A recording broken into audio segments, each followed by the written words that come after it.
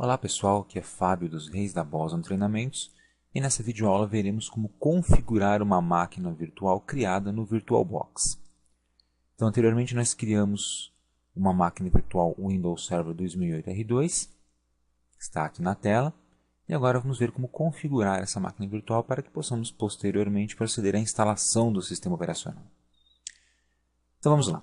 Em primeiro lugar, você pode ver aqui no painel central as configurações gerais dessa máquina virtual. Então aqui nós temos informações sobre nome, sistema operacional, quantidade de memória RAM, ordem de boot, se tem aceleração por hardware ou não, tela, que seria o vídeo, placa de vídeo, as controladoras IDE e SATA, quantos discos rígidos nós temos, quantas portas, etc. Áudio, rede USB, pastas compartilhadas e uma descrição básica. Não temos nenhuma descrição por enquanto. Então vamos alterar algumas dessas configurações porque elas não estão adequadas para a instalação do sistema operacional que nós queremos. Então aqui é simples. Você pode selecionar a máquina virtual que será configurada, no caso eu seleciono o Windows Server 2008 R2 e clico em Configurações ou Ctrl S no teclado. Então vamos lá. Está aí. Janelinha de configurações do Windows Server 2008 R2. Tá? Estamos aqui na guia geral, onde você pode alterar o nome da máquina se desejar, o tipo de sistema ou a versão. Vamos supor que você escolheu sem querer a versão 2008 e agora não consegue instalar a máquina virtual. Você vem aqui e muda para 64 bits. Legal? Eu vou dar uma olhada geral nas opções de configuração, mas não vou entrar em detalhes avançados. Você tem aqui algumas outras opções avançadas, como configurar o local da pasta de snapshots, dos instantâneos, se a área de transferência vai ser compartilhada entre a máquina virtual e a hospedeira, etc. Tá? E aqui é onde você pode colocar a descrição da máquina virtual. Então, esta é uma máquina virtual para testes e estudo. Legal? Então, coloquei uma descriçãozinha. Isso na guia geral. Vamos à guia sistema. Guia sistema é interessante. Aqui você pode configurar ou reconfigurar a memória base do seu sistema. Eu havia deixado com 1200 MB, mas se eu quiser eu posso, por exemplo, aumentar. Vamos colocar 1300 MB. Coloquei 100 MB a mais de memória. Tá? Até o limite máximo, no meu caso aqui, de 4096 MB. Tá? Perceba que uma parte aqui está em verde e a outra parte nessa barrinha em cor de rosa. A parte verde é a parte que eu posso usar. A partir daqui, eu teria comprometido mais da metade da memória RAM física que eu tenho no computador com a máquina virtual. E isso pode prejudicar o funcionamento de ambas, da máquina virtual e da máquina hospedeira. Lembrando que máquina hospedeira é o sistema operacional que eu tenho instalado realmente no computador, tá? Que hospeda os sistemas virtuais e onde, inclusive, eu instalei o próprio VirtualBox. Tá bom? Ordem de boot. Então, a ordem de boot, como se a gente estivesse configurando o setup da máquina. Tá? Então, a ordem de boot aqui é disquete, CD-ROM, disco rígido e rede. Sendo que a rede não está ativada. Bom, eu não vou usar disquete. Então, a primeira coisa, eu desativo esse cara. E com ele selecionado, eu clico nessa setinha para baixo e vou tirá-lo aí da ordem de boot. Então, assim eu deixo configurado para o boot ocorrer primeiro por um CD ou DVD e depois pelo disco rígido. Isso é importante durante a instalação do sistema. Depois que o sistema tiver sido instalado, você pode voltar aqui e alterar. Colocar o disco rígido primeiro e o CD DVD na segunda posição. Tá legal? Aqui alguns recursos estendidos. Tá? Você vai precisar desses recursos para alguns sistemas operacionais especiais apenas. E aqui o chipset que ele vai utilizar. Tá? Você tem duas opções de chipset, PX3 ou esse H9 da Intel. Tá legal? Vamos deixar o padrão aqui. Clicando em processador, eu posso selecionar quantos processadores virtuais eu vou deixar para essa máquina virtual e se vai ter alguma restrição de execução. Tá? Que é a quantidade de tempo que as CPUs virtuais vão ter para a execução. Então, a CPU virtual tem até essa quantidade de tempo aqui, sim, em porcentagem, para a execução de suas tarefas. Vou deixar o padrão também, porque não tem o que mudar para esse nosso caso aqui específico. Tá? Em alguns casos você vai ter que habilitar o PAE-NX também, que é a extensão física de endereçamento, Physical Address Extension, tá? Com o Non-Execute-Bit. Algumas máquinas virtuais precisam que você habilite isso, como a gente vai ver em algumas aulas futuras. Para esse sistema aqui não é necessário. Tá? E a aceleração por hardware, que seria ativar aqueles recursos que geralmente o seu processador possui, que são os recursos de paginação aninhada, tá? E o VTX ou AMD, que são as virtualizações por hardware, que obviamente devem estar ativadas no setup da máquina hospedeira para funcionar, senão não adianta habilitar aqui. Para sistemas de 64 bits como o Windows Server 2008 R2, é importante que você tenha isso aqui habilitado. Legal? Então, eu vou deixar marcado e vou passar para o próximo item. Monitor. Monitor, memória de vídeo. Ele está com 21 MB de vídeo. Se fosse um sistema de linha de comando, se estivéssemos instalando um Linux modo texto, teria memória suficiente, mais que suficiente aí. Mas como se trata de um sistema Windows com interface gráfica, nós vamos precisar de um pouco mais de memória para ele rodar. Eu vou deixar 64 MB de memória de vídeo. Legal? E aqui você pode ajustar a quantidade de monitores que você tem na sua máquina, conectados a ela, e alguns recursos estendidos como aceleração de vídeo 2 e 3D, que não é o nosso caso, nós não vamos trabalhar com vídeo 3D no servidor. Legal? Passemos então a armazenamento. Em armazenamento, você vai configurar as controladoras IDE ou SATA. No caso, a controladora IDE é utilizada para discos CD ou DVD, e a controladora SATA, nessa nossa versão do software, é utilizada para os HDs virtuais, os discos rígidos. Tá? Para você acrescentar um item, muito simples, aqui embaixo você tem os botõezinhos. Esse botãozinho aqui permite que você adicione uma controladora. Tá? É o atalho Insert do teclado. Eu posso colocar uma controladora nova se eu quiser. Ou remover uma controladora. E esse primeiro botãozinho aqui adiciona uma nova conexão, que significa basicamente um novo disco rígido ou drive de CD e DVD. Vamos supor que eu já quisesse um novo drive de CD e DVD. Então poderia ser um novo disco rígido, desculpa.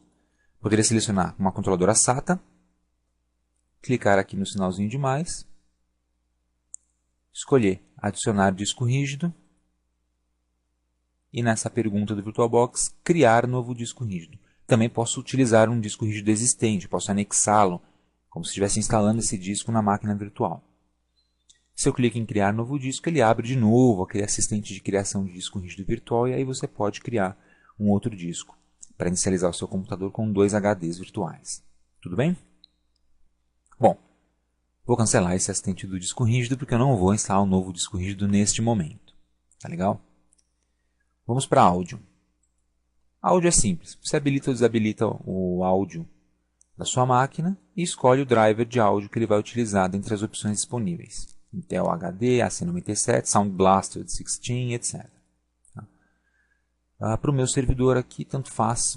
Poderia até desabilitar o áudio porque não vou utilizá-lo. Tá, então vou passar para a próxima configuração. Rede. Rede, extremamente importante. Tá? Isso é uma configuração muito importante. O servidor ele vai ser acessível via rede, claro. Tá? Então, nós vamos ter que configurar os adaptadores de rede. O VirtualBox permite que você tenha até 4 adaptadores de rede virtuais instalados. Seriam como 4 placas de rede. Só o primeiro vem habilitado por padrão. Mas você pode clicar para habilitar quantos você quiser. Legal? Nesse primeiro, que está habilitado por padrão, eu tenho aqui conectado a NAT. Isso aqui é o modo de rede, é o modo de operação da minha placa de rede. O modo NAT basicamente é usado para compartilhamento de internet. Mas você tem outros modos aqui. Você tem não conectado, seria a placa desativada ou não instalada. Modo bridge, rede interna, exclusiva de hospedeiro e driver genérico.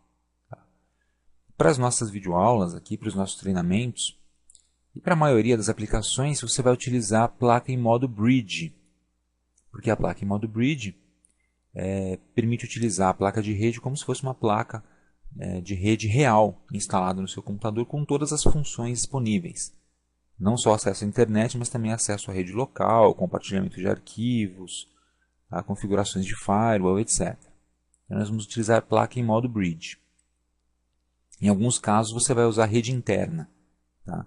Rede interna eu vou explicar numa aula futura como funciona. Então, para o nosso caso, placa em modo bridge será mais do que suficiente.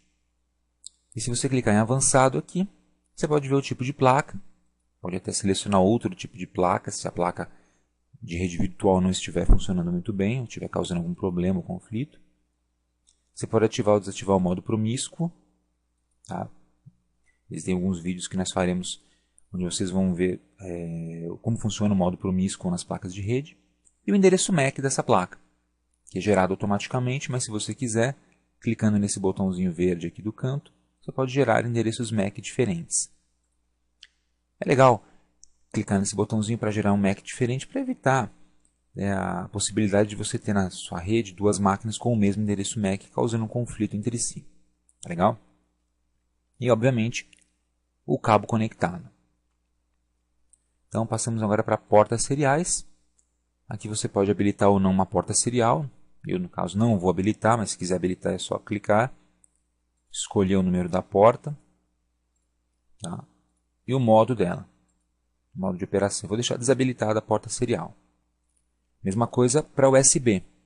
Você pode habilitar ou não a controladora USB na máquina virtual e habilitar ou não a controladora para ser USB 2.0, EHCI. Tá? No caso, a controladora 2.0 não vai funcionar ainda, então eu vou deixar habilitada só a controladora comum. E esse último recurso, pastas compartilhadas, é um recurso que permite compartilhar arquivos da máquina virtual com a máquina hospedeira. Mas não é um compartilhamento de rede, é um compartilhamento interno do VirtualBox. Tá? Não vou usar esse compartilhamento nos nossos cursos, nós vamos utilizar sempre o compartilhamento de rede, que é para isso que eu ajustei o modo bridge lá em rede, na configuração de rede. Tudo bem? Voltando aqui em armazenamento, ficou faltando só um itemzinho.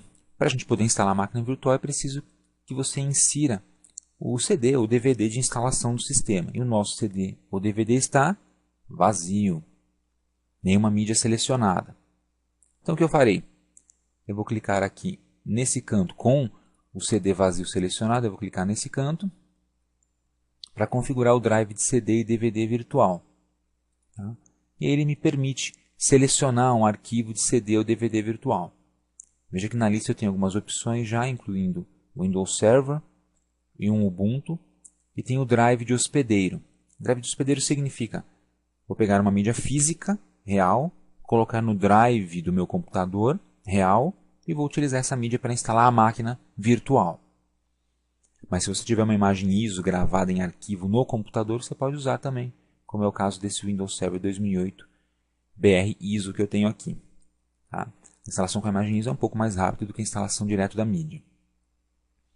Se não estiver aparecendo a opção que você quer aqui, ou se a imagem ISO não estiver disponível, você clica em selecione um arquivo de CD ou DVD virtual, vai até a pastinha no seu computador onde você gravou o ISO e seleciona esse arquivo. Aí ele vai passar a aparecer aqui na lista.